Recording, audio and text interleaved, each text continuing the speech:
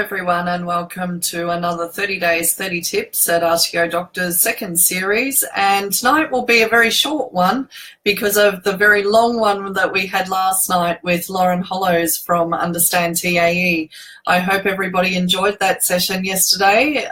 We've had a little bit of feedback from various clients today saying how grateful they were for all of the information and all of the questions that they were able to have answered. So thank you once again, Lauren, at Understand TAE.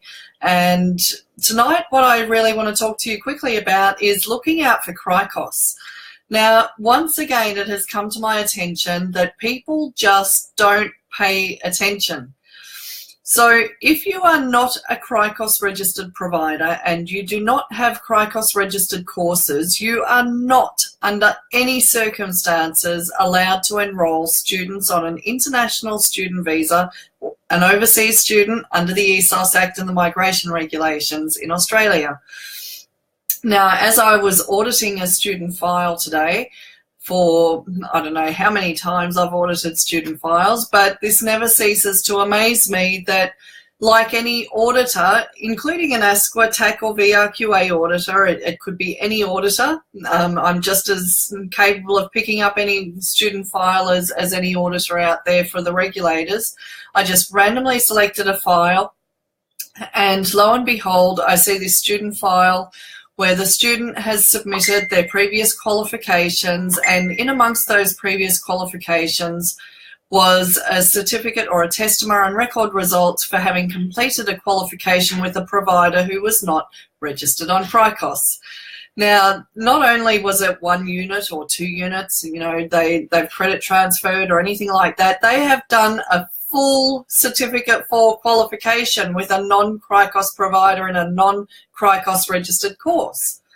So if I've picked up this particular international student, overseas student under the ESOS Act, who has completed a full qualification with a provider, just a normal RTO on the National Register, no CRICOS registration, no CRICOS course registered, and they have accepted 1 international student, bearing in mind that anybody who enrolls a student in a CRICOS and they're not a CRICOS provider and the course is not CRICOS registered is a breach of Section 8 of the ESOS Act and is punishable by 2 years imprisonment.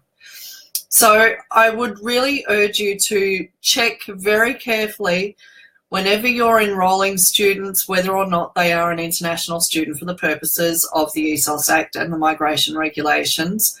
Make sure that when you're going through your student applications that if you've got a student who presents you with 10 years worth of qualifications and records of results because they're looking for a new COE, it's pretty obvious that they're not a genuine temporary entrant and they're just sitting here and they're trying desperately to renew their visa and stay in Australia for as long as possible. And those non-genuine students are very difficult to prove, and often they will come with issues to do with unsatisfactory course progress, they'll come with unsatisfactory attendance, and they're going to cause you nothing but problems.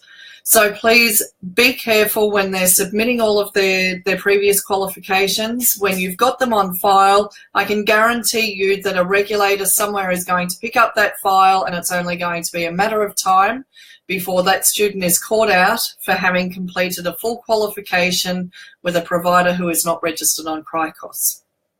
Thank you for following us this evening. I think we've got 1 or 2 sessions left on the 30 days 30 tips. So if you have any questions that you would like us to answer in the next couple of sessions, please send through your questions and we'll do our best to cover them in the last sessions for this series. Thanks very much and good night for now.